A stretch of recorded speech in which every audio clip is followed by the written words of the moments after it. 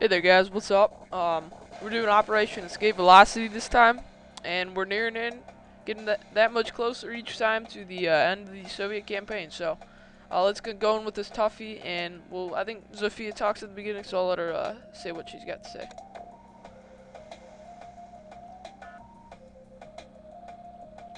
Alright, don't make me look like an idiot, Zofia. You know you want to. Oh, there you go. I see 3 possible landing zones. Here, here, and here. Yuri's submarine base should be here, with direct access here, but it will be heavily defended. Without a large naval force, this route would be suicide. We've also had intermittent contact with Yuri's Boomer Submarines at these locations.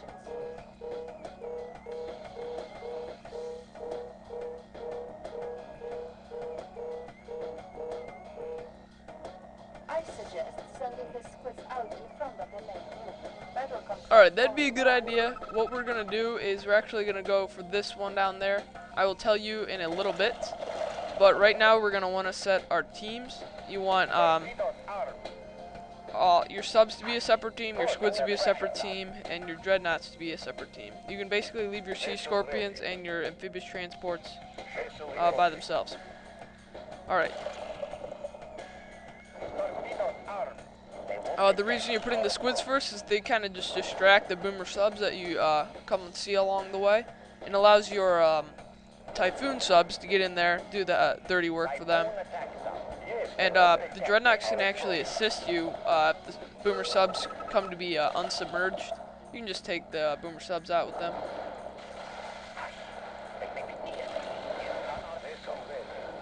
Alright, so there's a large amount of boomer subs in this in the ocean. I'm just gonna have to deal with them one by one. There's a lot of them, but if you fight through, you just persevere with them. You should be able to take them out. Alright, just keep finding away with the dreadnoughts. They're a huge help, even though they're not primarily going to be used against the anti-naval units. But, you know, whatever you can use them for, you know, just improvise. Team up against these boomer subs. And the boomer subs are a great unit. Not only do they have pretty much the same qualities as the dreadnought, they have just as much hit points. They launch some missiles, obviously, as you saw on Clones Down Under my Allied campaign. They also can fight or engage with other naval units that are underwater, like subs, you know, sea scorpions, the giant squids, the dolphins. You know, they're just probably the best naval unit in the game.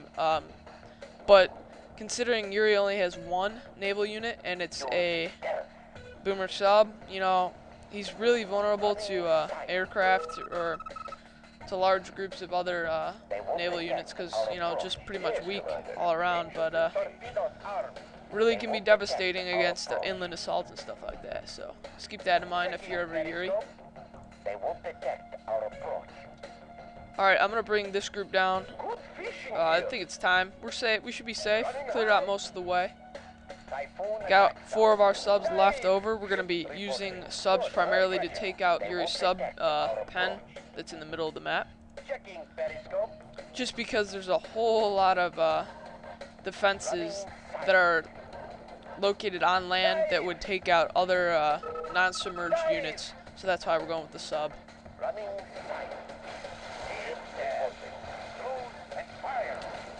And the dreadnought, just to let you know, you have to control fire on the boomer sub if you want to take it out after you see it underwater. But once it unsubmerges itself like this right now, you can just launch normally at it.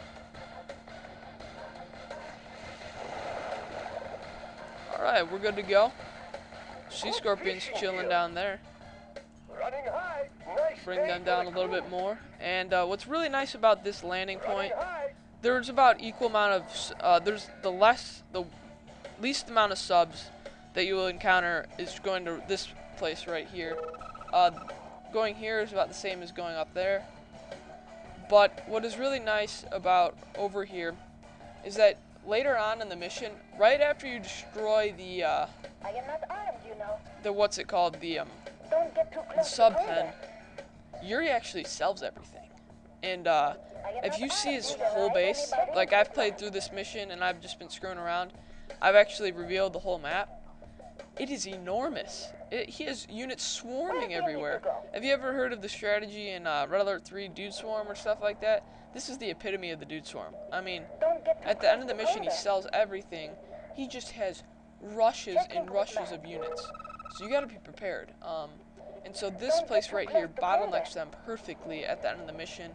And you have 3 oil derricks you can use. That really allows you to build up your defenses, you know, build up a good amount of naval units. It just helps you out a lot more than any other place that you'll, you know, take for yourself. So we're just going to unload our units right now. We're going to park this MCV probably back here. Move these amphibious transports. They're just in our way right now, that's it. Probably not going to be using them much more of this mission. Building the Soviet Empire. Yes, comrade. Oh, looks like we got a Boomer Sub. Oh, yep. Oh well, just move these guys back. Alright, put a battle bunker down. You can actually clear out these chain link fences right now. If you'd really want to. Construction complete. Cannot deploy here. And you want your battle bunkers as far south as you possibly can have them, in order to just maximize their usefulness in taking out other units. Construction complete. And you want to get the battle bunkers out as soon as possible as well. Building. And basically, I recommend just building a line of them. About 9 battle bunkers just across right here. You're going to pretty much put all your other buildings over here. So I just recommend for the end, you'll see later on when they have that infantry rush, you just want to have about a line of battle bunkers sitting across. Down here a little bit more, there's a little bit more of a bottleneck. That's going to be the front of our base defenses, because you want to utilize those bottlenecks as much as you can. Alright, put that engineer in there. We should be getting some funds. I'm actually, let's see, what can I clear up? Alright, time to put this battle bunker down. We're gonna put, obviously 5 in each one. Should build a couple more conscripts just in case. Ready, comrade. And actually, I'm gonna use these rhino tanks, set a waypoint, take out these trees for me. Give me a little bit more space to work with. I recommend you do that as well. It's actually really helpful. Oh, okay, screwed up. And I do not underestimate this battle bunker line. You're gonna really need it. You're gonna get trampled if you don't have ample defenses. It's just unbelievable. I played this one time. I took out their sub pen. I was like, all right, got that second objective out of the way. I got to work with their whole base now. That's quite a bit. But they actually rushed me. I just got wiped out the face of the map. I mean, I was no longer there. There's no trace of me there. So you really got to be careful with what you're doing.